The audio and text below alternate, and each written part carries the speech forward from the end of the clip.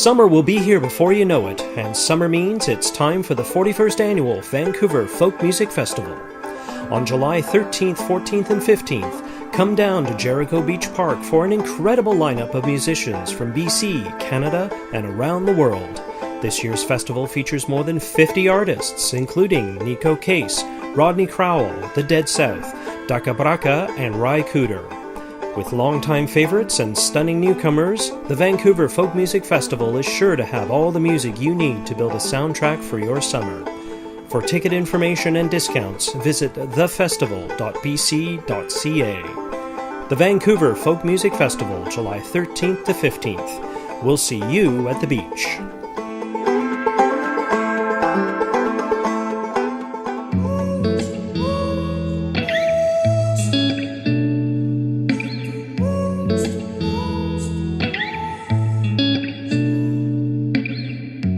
Kiss me, tell me all those lies like when you miss me.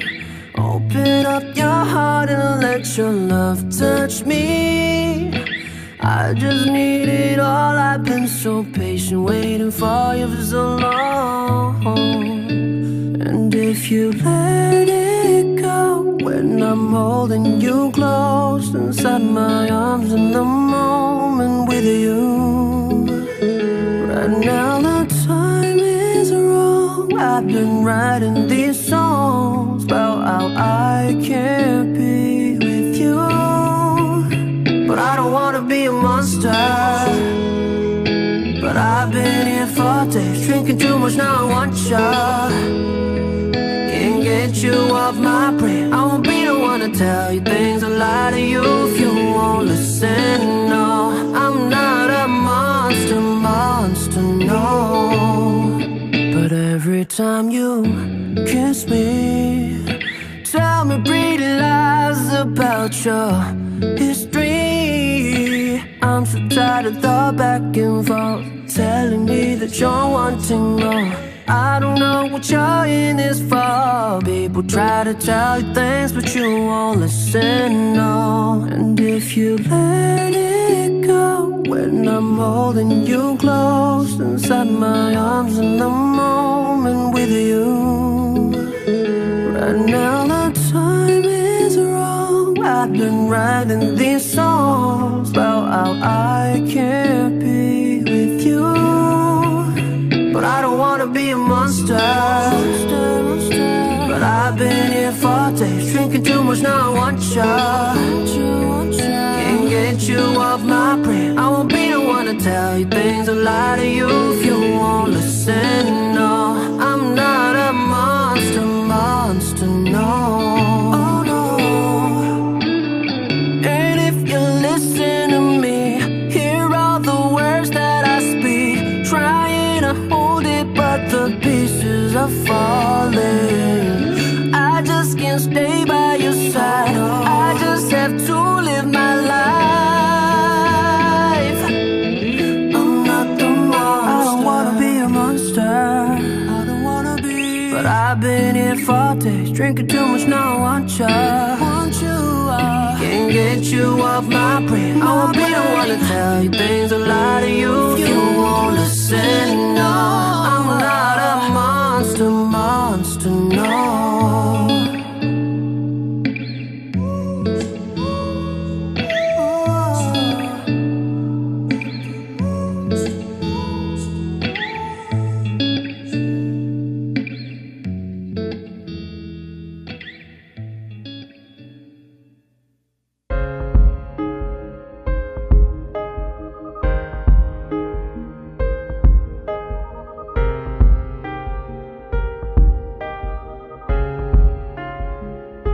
If it reminds you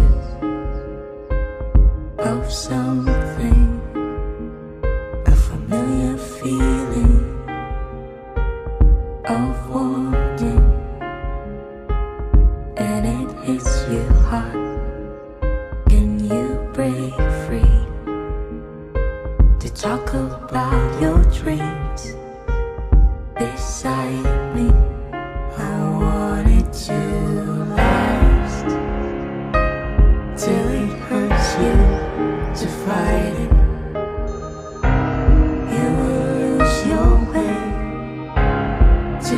save me. It could blind you, but find me. Sink into a world within and hear me as my heart beats. Will your heart beat? Heart beat. Heart beat. How will you behave if I hold you down? I wanna understand you, you're running through your veins. It's too much of a good thing that you know so well. What is left to lose? We have lived in hell, but I have more to give. While my hands are burning brightly, I am drowning in your fire and through the flames, unafraid to melt. You are living life inside me.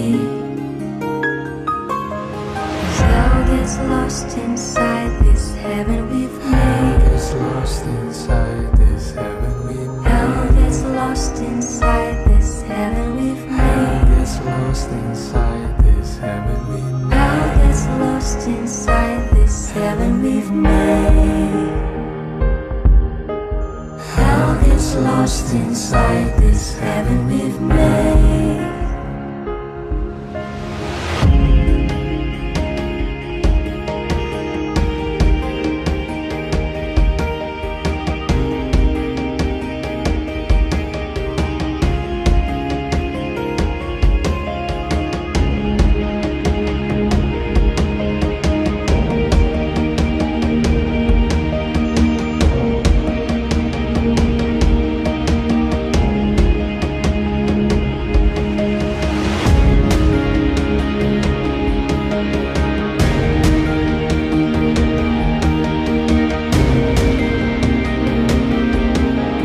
Hell gets lost inside this heaven we've made.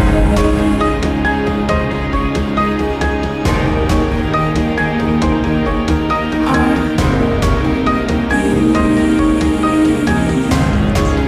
beats as my heart beats. Will your heart beat?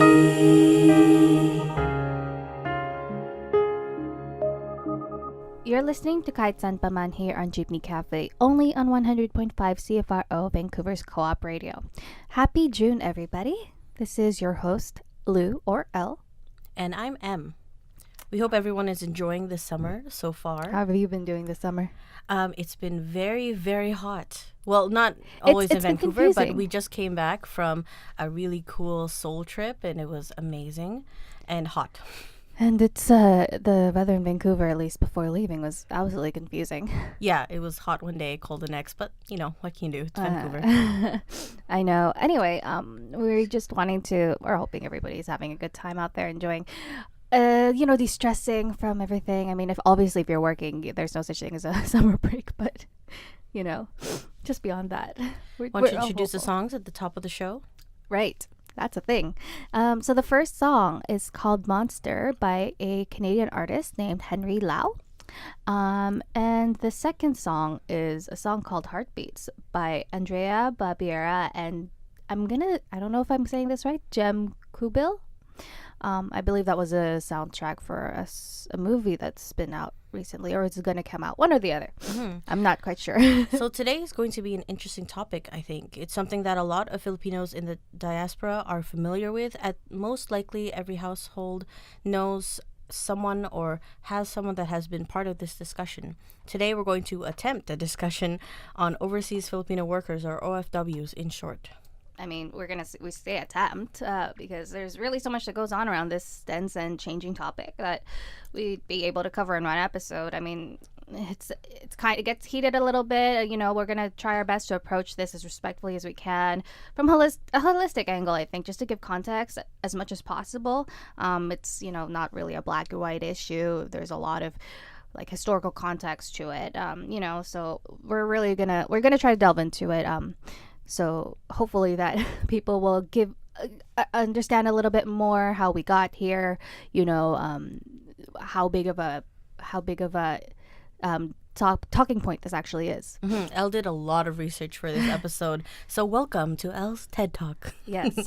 In no way sponsored by TED Talks. Oh gosh. That'd be... So Anyway. first and foremost, what exactly are overseas Filipino workers? Well, it's kind of exactly what the name suggests. It refers to people from the Philippines who go overseas to earn a living. Yeah. It's a little different from those who choose to immigrate to other countries. So people like immigrants. It's possible for OFWs to become immigrants later on, but the term OFW really mostly refers to Filipinos who have Filipino citizenship, who go overseas for employment and are still Filipino citizens. They Yes. can be found anywhere and everywhere around the world and make up a large part of the Filipino diaspora. But just how big exactly? Based on a 2017 survey by the Philippine Statistics Authority, within the past 5 years, it's estimated that over 2 million Filipino people have gone abroad for work. And this is just documented. I mean, obviously, there are some people that don't take part in the survey, and there's some people that do undocumented work. But with that said, the largest population of the OFWs from the survey went to work in East Asia, and the second largest population ended up working in the Middle East. Based on this survey, it was found that women outnumbered men in the OFW category by an estimated 170,000 people, although the overall ratio is not that far off from being 50-50. Yep. Keeping in mind, though, the numbers, or at least this survey only accounts for just the past 5 years. So the actual numbers of overall OFWs are most likely a lot bigger, and, the ratios might differ. Now, to give context, the population of the Philippines, based on 2015 numbers by the Philippine Statistics Authority, was estimated to be over 100 million. Oh my God. According to the CIA World Factbook, the country, made up of over 7,000 islands, estimates at just under 300,000 square kilometers of landmass. Yeah. British Columbia, on the other hand, according to the government of British Columbia, was estimated to have a population of more than 4.8 million in 2017, within over 940,000 square kilometers of landmass. So I guess if you put that into like a context, you're looking at, you can fit 3 Philippines in British Columbia. But Canada's just big. yeah, of course. We got to take that into consideration. And we also do have to take into consideration that parts of British Columbia just is not habitable. And it is, like, parts of it are not inhabited. But when you really kind of like crunch the numbers, in comparison to BC, the Philippines it has to support an average of over 300 people per square kilometers, but BC, at least with our numbers, it rounds out to about 5 people per square kilometers. Quite the difference, for Yeah. sure. So it's not difficult to understand why a lot of people in the Philippines choose to go overseas to find work. Exactly. Now, here's where we can address the stereotypes regarding career choices for Filipinos. I'm sure we're all familiar with these. And yes, very specifically for OFWs, employment tends to lean a lot towards being caregivers, nannies, nurses, and general hospitality. But most recent government surveys reveal other types of occupations as well. 3 major occupation groups that OFW jobs tend to fall under most recently are elementary occupations, which comprise a majority of labor jobs, service and sales workers, and plant and machine operators and assemblers. Did I get them all? Yeah, that's correct. So Yeah. basically, kind of what people consider blue collar jobs. Of course, there are other professional occupations that are sought after as well. There's a lot of Filipino professionals that go overseas and end up working there as that profession. It's a little different here in Canada because of how we have to go through school again, but that is another story. Now, in considering all of these statistics, it's important to kind of understand understand how we got to this point. The Philippines in itself can be considered a relatively young sovereign state compared to other countries around Asia, having been freed from Spanish rule at the end of the 19th century with the Treaty of Paris overseeing the sale of the country from Spanish hands to American hands. The Philippines only gained full sovereignty during the first half of the 20th century with the Treaty of Manila in the 40s declaring the country no longer a territory of the United States. So this is a big history lesson right here, even. Lots of context. So a lot of people, including myself, don't know everything when it comes to history of the Philippines, and that's also part of our journey as those who are growing up overseas, knowing a lot about a homeland that we didn't actually really grow up in. Well, the Philippines is very connected to a lot of different countries in more ways than one. So I think this is definitely like one of the major ways, right? Yeah, and what can we say about Philippine structure of government? Well, I believe when I was doing the research anyway, I realized they're both modeled under the U.S. or it is modeled under the U.S. I'm not sure if the research that I did was right, is whether or not the U.S. Put it in there in the first place while it was still a U.S. territory. So it is very similar to the U.S. So, not unlike other Asian countries out there. The Philippines has seen its share of conflicts as a result of political dynasties in the past. And without getting too into the political history of the country, it can be surmised that the economic development of the Philippines has not been at the same level as other Asian countries at the bridge of the 20th and 21st centuries, right? Yeah. We touched on that a little back on our language episode last September, where we commented that economic growth has been observed from the previous administrations, and there's also been an increasing disparity between economic classes, with about a fifth of the population living below the poverty line. Yeah, so we're seeing here kind of like how things kind of end up being that you have people that need employment, right? So like through the history of Filipinos going overseas for employment can be dated back to the 18th century under the Spanish rule. Most notably, early waves of labor migration can be found in the 20th century, starting from when the Philippines was still an American colony. According to the Center for Migrant Advocacy, groups of Filipino workers migrated to Hawaii to work on sugar plantations and as fruit pickers. As a colony of the U.S., Filipino migrant workers were considered Americans, which eased the process of immigration, I believe. So you see, like, if you see the population of Hawaii today, there are a lot of Filipinos that are there. Yeah, I think none of us are surprised when we found that fact out. So the U.S. eventually started restricting immigration from the Philippines because of these large waves of immigration. But some Filipino veterans who had served alongside American soldiers during the Second World War were actually allowed to become U.S. citizens. But between the 40s and the 60s, kind of like during that time where there was that kind of limitation in the U.S., we saw Filipinos who ended up going to migrate to other Asian countries. Eventually, though, when Canada and the U.S. loosened immigration policies in the 60s, North America saw a large wave of Filipino immigration once more. And also during the Marcos administration, wherein addressing growing poverty during the 70s, labor exportation to foreign nations became encouraged by the government. This saw an increase of migration towards other parts of the world, most notably the Middle East. I'm going to give a little bit of context there, actually. I was reading a lot of articles, and there's a specific article you can find online discussing how martial law actually kind of led towards the encouragement of this migration of labor, and specifically to the Middle East. This was after, I believe, the Gulf Coast crisis. So that's when people started going over there to find employment. And then, since then, labor migration has only increased within the Philippine population, and organizations actually have been established to help facilitate recruitment in a lawful way, most notably the Philippine Overseas Employment Administration, which still exists today.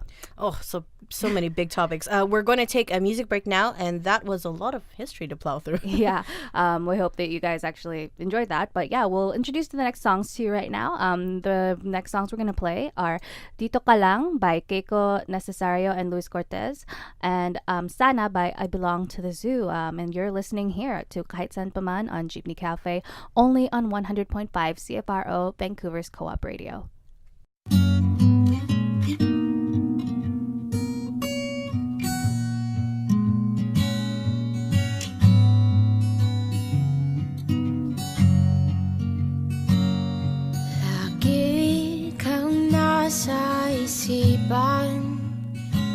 Ibang bagay ay walang paglagyan.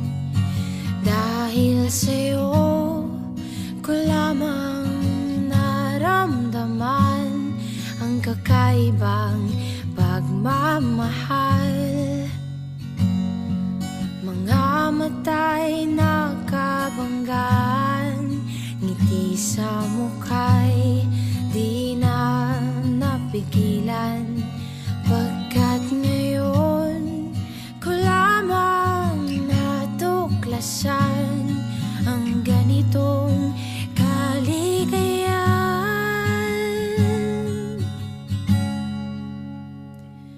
Ako'y sa'yo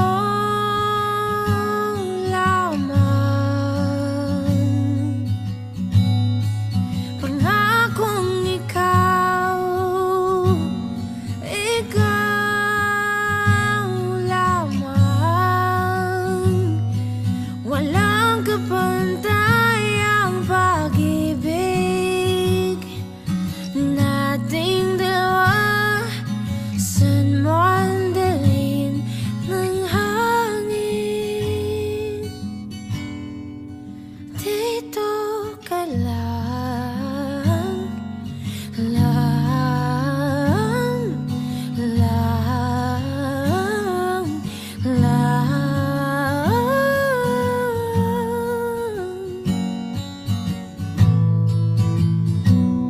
Umulan, bumagyo o umaraw, ika'y laging abot tanaw.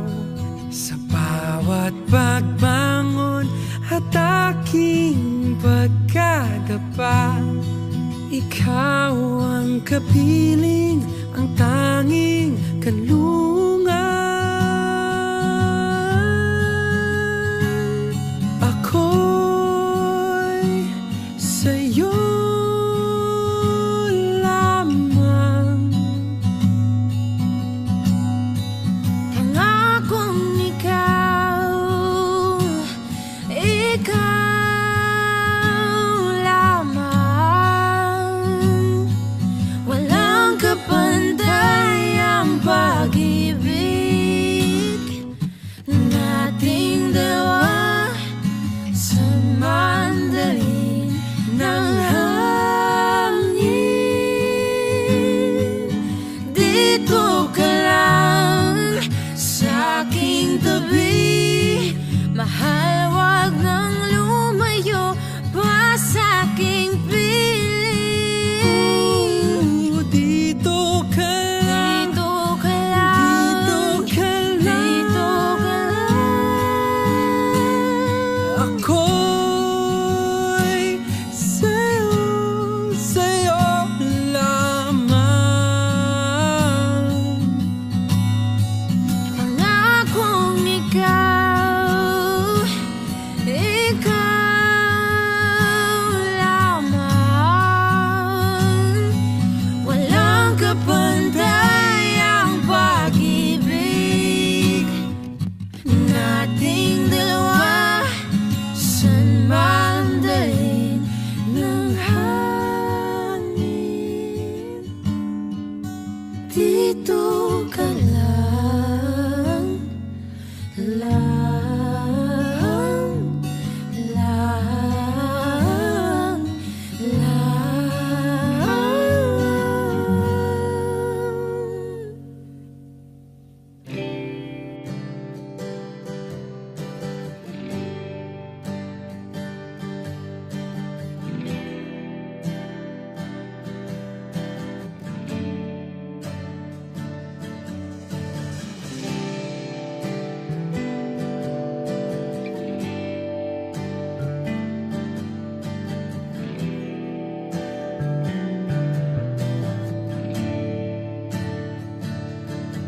Umuwi lang, tila bang lahat nagbago na. Nawalan na ng sigla ang iyong mga mata. Ngayon ko lang naramdaman ang lamig ng gabi. Kahit na magdamag na tayong magkatabi.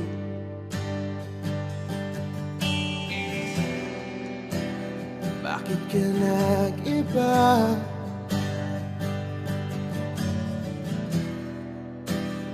Meron na bang iba? Sana sinabi mo para di na umasang may tayo pa sa uli. Sana sinabi mo hahayaan naman kitang sumaya at umalis. Sana sinabi mo para di na umasang may tayo pa sa uli. Sana sinabi mo hahayaan naman kitang umalis.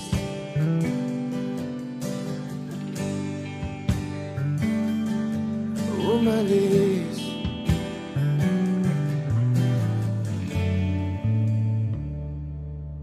Binibilang ang hakbang hanggang wala ka na. Nagbabaka sakaling lilingon ka pa. Hindi na ba mababalik ang mga sandali, mga panahong may lalim pa ang iyong ngiti?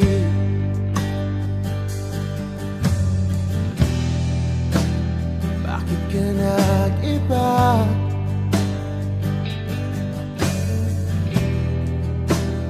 Meron na bang iba?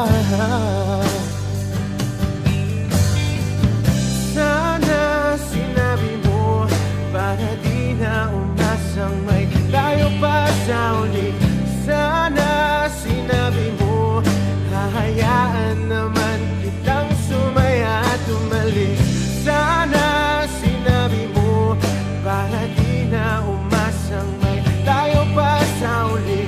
Sana sinabi mo hahayaan naman kita. Sana sinabi mo para ang mga ayaw mo'y aking iibahin. Di ba sinabi mo basta tayong dalawa'y sasaya ang mundong mapait? Di ba sinabi ko gagawin kong lahat upang tayo pa rin sa huli? Biglang nalaman ko may hinihintay ka lang palang bumalik. Sana sinabi mo dahil di ko maisip ano bang nagawa kong mali. Sana sinabi mo para di na umibig ang puso ko muli. Sana sinabi mo para di na umasang may tayo pa sa uli. Sana sinabi mo hahayaan naman kita. Sana sinabi mo para di na umasang may tayo pa sa uli. Sana sinabi mo. You're listening to Kahit Saan Pa Man here on Jeepney Cafe, only on 100.5 CFRO, Vancouver's Co-op Radio. So we done the history part. We're gonna talk a little bit about what actual life, at least nowadays, with what we know, with what the stories that we've been told, what it's like for an OFW. I mean, major disclosure though, like or major disclaimer, I'm not an OFW. Neither of us are. We have family members who are or were. I know for myself, I don't know how to explain it. We were an immigrant family as opposed to OFWs, but I believe my mom would go overseas once in a while before I was born. And definitely when we lived in the UK, we were also kind of like sharing the flat that we were living in, and that was with OFWs. And even now, these we are living with other people in our house who have been OFWs. So there have been a lot of stories shared around these things. Of course, we have also done a little bit of the research, read a lot of articles about these. So I mean, it's a pretty well documented kind of issue when it comes to like Philippine journalism.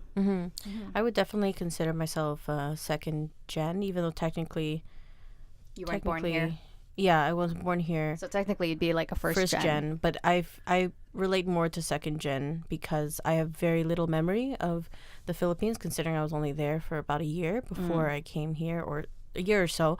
But yes, I do believe my parents were working in Dubai for a while when my mother was pregnant, and we were only there for like a year before we went to the Philippines, and then we came here. But as I was growing up, often my parents weren't home, and I was taken care of by a couple of my mom's cousins who came through sponsoring. And so first it was one and then the other, so they didn't come at the same time, but they definitely, especially the first one who came, my Auntie Melda, she definitely left behind 3 kids and her husband, and they lived in a local store, so in like a smaller town by the sea. And so being in the city and away from her family was definitely hard. So that's another thing, Filipinos who go to work abroad are leaving families behind. Yeah. So, and sometimes they become citizens in the country they work in, etc., so they can bring their families over. And so this is what that auntie did.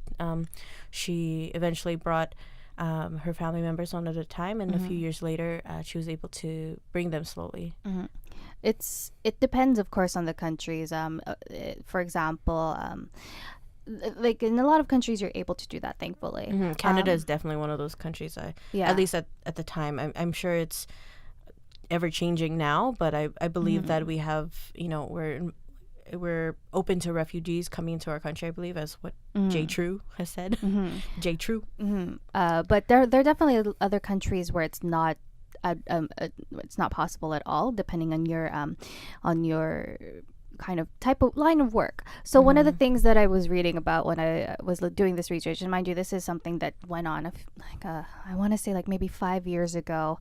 There was this kind of like pretty, I wouldn't say it was high profile, but it made international news of this Filipino domestic worker who was working in Hong Kong. And mind you, there's a lot of OFWs working as domestic workers in Hong Kong. It's kind of like part of normal life for a lot of people there. And she'd worked there for such a long time, so she was trying to get a residency. So in a lot of like Western countries, we're kind of used to that. If you work in a place for a long time, eventually you can become like a naturalized citizen. There's a lot of policies around that, but actually Hong Kong specifically has a stipulation, I think, in their legislation that says if you're a domestic worker, you're not allowed to become a naturalized citizen. Definitely. So and there's a lot of stories regarding mistreatment, poor living conditions. Yeah, but the thing that really kind of like was difficult was that people are going over sometimes to get a better life, and they pay their taxes, they work for people, but they're still not accepted to the country. So it becomes a little bit difficult. Like, of course, within we're not here to like police any sort of like political or legislative kind of like policies. It's just to kind of show that it's not easy in a lot of places, especially when people are going out of a more difficult situation in the Philippines and end up going to a country where they see there's a better option, but they're not allowed to partake. Well, yeah, it's just so difficult both on a like physical level, but also on an emotional level. You miss a lot of milestones if you're away from your family for that long, and it requires a lot of personal sacrifice, and it can be the cause of such significant stress in relationships. Yeah. And so you have people who are really lonely and depressed when they end up moving because they can't deal with not being able to make friends. They don't speak the language well enough. Yeah, but as well as there's sometimes a misconception of those who have not gone abroad and thinking like, oh, they must be living the life, but really it's lonely. And from what I hear, and what I've seen from relatives, it's very lonely, and they live very modestly, despite living in areas of the world where currency is of a higher value than the Philippine peso. That's right. A lot of OFWs have families in the Philippines they support, so any extra money saved from those earnings tends to make its way back to the Philippines. Well, you were telling me that you're reading an article, right? Yes, just in casual reading. Before we actually thought about the topic for this episode, there was an article that was very it hit close to home, because it's not just, I think it is definitely an OFW thing, but I think it does apply to even those of us who grew up here, but we have a lot of values from our culture still, which is that basically the summary of the article was why Filipinos will never be rich. And it's very much to do with, I guess, utang ng loob. Yeah. Is what and what would you say the English would be for that? There is no direct English kind of like translation, but the way that I've seen it be translated, which I think is kind of like the closest, would be like the debt of gratitude. Yeah, because utang is like to Debt, owe, yeah. like debt and to owe, and loob is like inside. So like what you feel inside that you owe. Yeah, and it's for- like a constant. It's like an ongoing thing. It's not something that ever gets kind of like repaid. It's kind of like if somebody does something really big for you, and then you're just like, oh, I can never repay you back. You know? Yeah. Well, and sometimes it's not as it ends up being like, I suppose this is a phrase I end up using with a lot of people I know, the dutiful daughter syndrome. And it's not just limited to daughters, of course, but it's very much that like even if you don't get along with your family, even if you still will support them because they still provided for you at a time when you were growing up. Well, the biggest, most standard one is not even necessarily directed to them raising you. It's literally just that you were born. Yeah. And so, We and that's gave birth okay. to That's you. not. We can talk about family values another time. But let's just say that because of the kind of like these strong feelings that happen within that culture and the way that we grow up, that is one of the given. reasons why we end up giving money back home, whether or not we have feelings that that justify it. Yeah, really feelings regarding it are kind of irrelevant. It's just kind of a given. It's something that's already there. It's just already part of you. And I think it's not something, even I like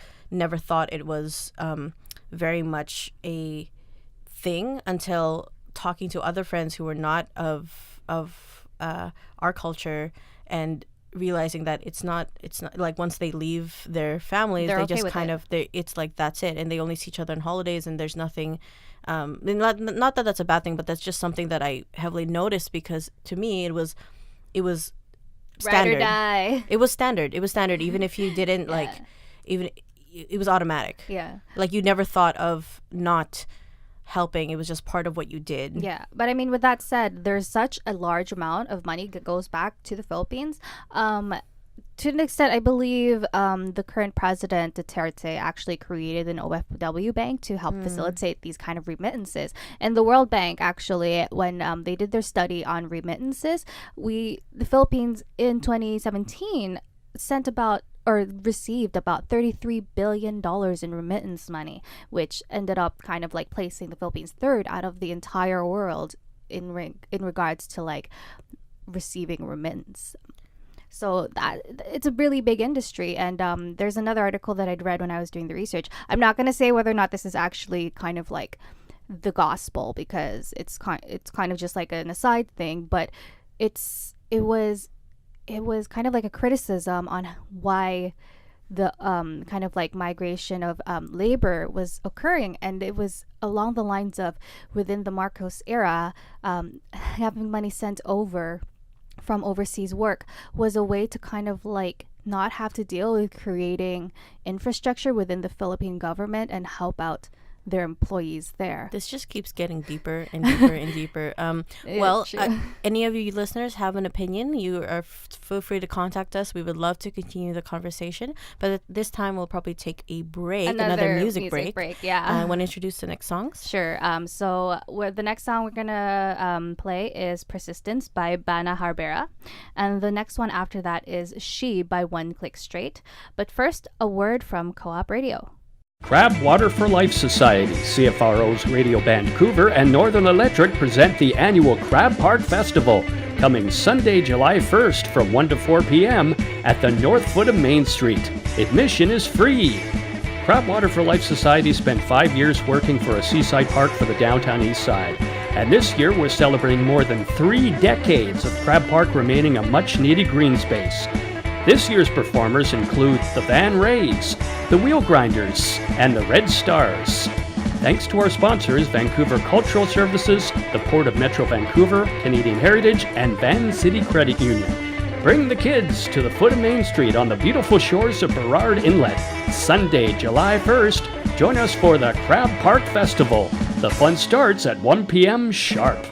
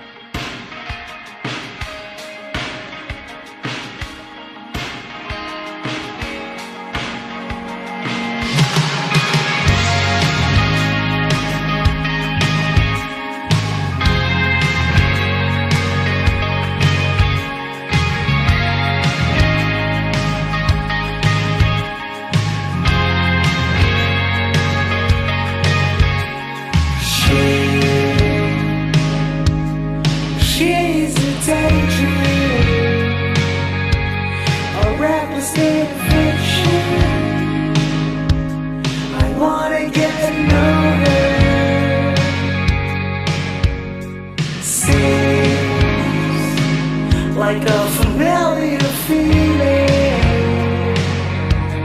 a hopeless affection.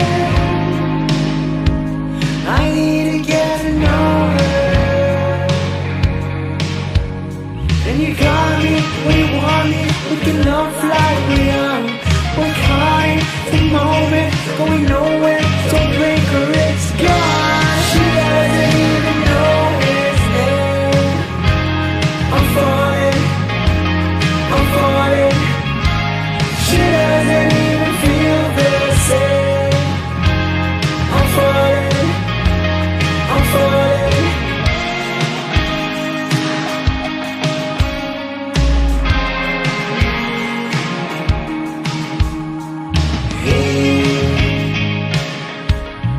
He's a stranger with a question. He needs to get to know her. Strange, he was a dreamer. No questions, the affection. He knows she's got nowhere. And you want me, we can look like we're young. We're caught in the moment, going nowhere, it's gone.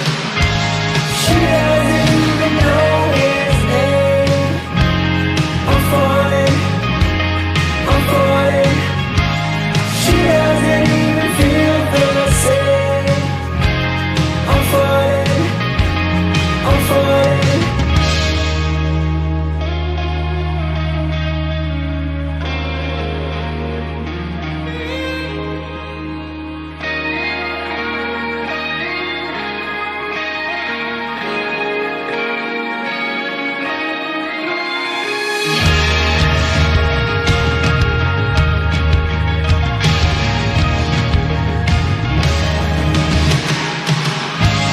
She doesn't even know his name. I'm falling, I'm falling. She doesn't even feel the same. I'm falling, I'm falling. She doesn't even know. I'm falling, I'm falling. She doesn't even feel the same. I'm falling, I'm falling.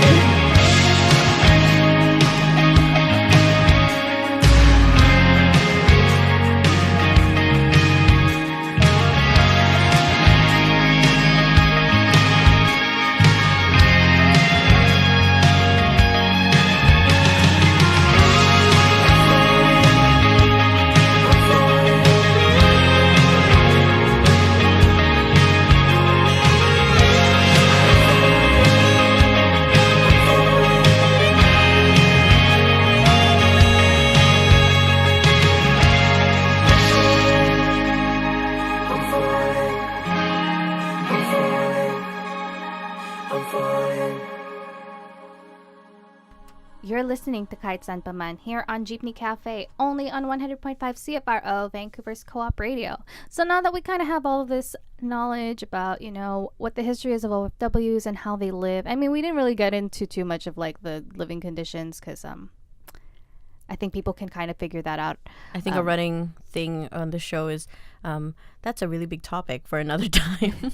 But I mean, it's a really easy thing to kind of just look up online because there's so many articles about it. You hear about the abuse and the mistreatment towards workers, and obviously, like, this is not what is like.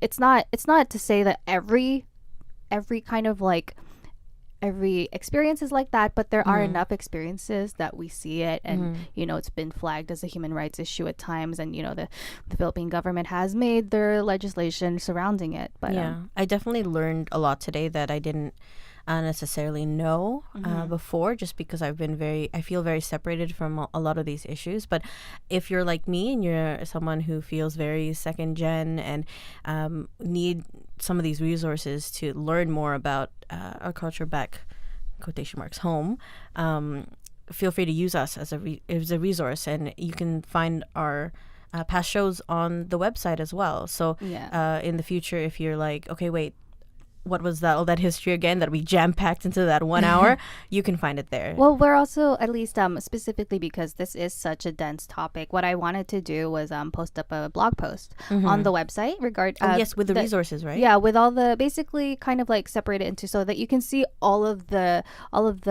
kind of like resources that I went to in order to extrapolate all this information. But also, for example, if you are an OFW who is going through any sort of issues with employment right now, I will be posting up as well some links to resources that you might be able to use in order to get yourself out of that situation. There are definitely groups and advocacy groups that are like out there that help spread the word, but there's also some support groups that are, I believe, known by the Philippine government, and specifically one that is run by the Philippine government in order to help OFWs out there. Yeah, I mean, it's such... there's obviously, yeah, again, because it is a big enough issue that we've seen so many stories about it. I mean, thankfully, there are people that were brave enough, actually, the OFWs out there themselves, that talk about these issues, and they post their stories online and use social media to get the word out there. So, but definitely make sure to, like, if you see that, know that it's there. You know, people are out there living their real lives, and these are real issues. And as a community, the more we keep up this conversation, the more we provide platforms for these stories to get out there, the more we can spread awareness and start taking steps to help people who are in these types of situations. So what tends to happen is that there are like OFW groups from and they're from a specific country, and they'll make like a kind of like a group for themselves, and like there are some advocates that actually kind of do protests or like demonstrations and stuff like that. A lot of them are on Facebook somehow. Yeah. I think that's just a very like easy way to get there. As we live in a very social media world, and there's a lot of, discussions that happen on the internet. Discussions said, lightly, that's an understatement at times. And just please remember, it's really important to give context to these sorts of discussions and the importance of the global Filipino community to continue being at the forefront of the discussion. Yeah, so it's important. It ends up even within, as we were talking about last night, even in discussions regarding issues of race and classism and whatnot, sometimes even within that, our conversations can get hijacked. Yeah. And because outside entities might not know all the context, they want to put their context on it. So let's always remember that every culture, every situation will have its own context. So everything there depends on it. Yeah, that actually, we've run out of time. Brings us to the end of the show. So we actually just wanted to remind our listeners right now that the Co-op Radio, I think until the end of this month, is still doing its spring member drive. And we just wanted to ask all of our listeners, if you can, to support Co-op Radio. You could help us by renewing or updating your membership or becoming a monthly donor. Every little helps. Your donations help keep this show, as well as many other amazing shows, on air, and gives a platform to many voices of this diverse community who may not have otherwise have had an opportunity to share their stories. You can become a member or send your donation either by phone or online. You can call the station at 604-684-8494 or go on Co-op Radio's website at coopradio.org. You can also find past shows on the Co-op Radio website, as well as a live stream link to listen to us anytime from anywhere around the world. So make sure to check out the other shows hosted by Jeepney Cafe as well. We also keep an archive of our show on our website, as well as a playlist of the music you listen to today, kahitsaanpaman.ca. And remember, we're also on social media for that extra post-show interaction. We're on Twitter, Instagram, Facebook, at Kahit Saan Paman. Yep, that's right. We're more active really on Twitter than Instagram. Facebook is like not too. It's just a necessary thing. It is, so that people can everyone find has it. Facebook, but no matter what. You're definitely, if you're interested in actually conversing, Twitter is definitely the way. Instagram is kind of like where we say, oh, we're gonna have a show soon. So if you want to keep updated on us, Instagram is for quick updates. Twitter is for discussion. We encourage you to get in touch, continue the conversation. Contact at kaitsanpaman.ca. That's our right. email. That's right. And we'll be back again next month on June 23rd at 5 p.m. Before we actually introduce the next song or end the show, I actually wanted to say that a lot of this research and stuff like that was really possible because people were able to bring their stories out there. And we want to continue being a platform for people who don't necessarily have a traditional way to get their stories out there, or maybe for people who aren't ready yet to put their name and face on there. So if you guys have any sort of stories regarding your experiences as an OFW, we'd love to do a second show about this and just delve into it that much more. I mean, we only really kind of covered one aspect, the history of it, and kind of like touched a little bit on what it's like right now. We'd love to have stories from actual OFWs actually be told in our platform. And I think that'd be a fantastic kind of like thing. Thank you again so much for listening. This So- has been Kaitsan Paman. The last song we're gonna play here tonight is a song called Ikaw Nga by Top One Project. I believe it is a soundtrack for a drama that came out last year, and it's a cover song of apparently a really popular song that I actually never heard of. I'm sorry, I'm just not as versed in Filipino like OPM as I really should be. But anyway, yeah, that's you're listening here to Kahit Saan Pa Man on Jeepney Cafe, only on 100.5 CFRO Vancouver's Co-op Radio, and have a good night, everybody.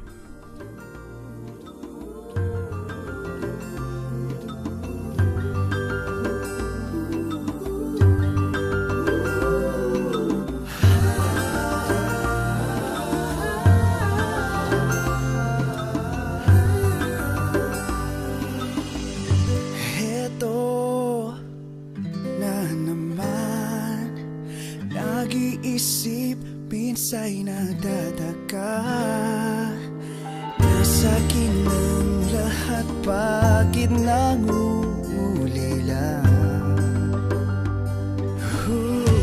At ang makita ka, ibang sigla aking nadarama. Pag-ibig na ba ito? Ako'y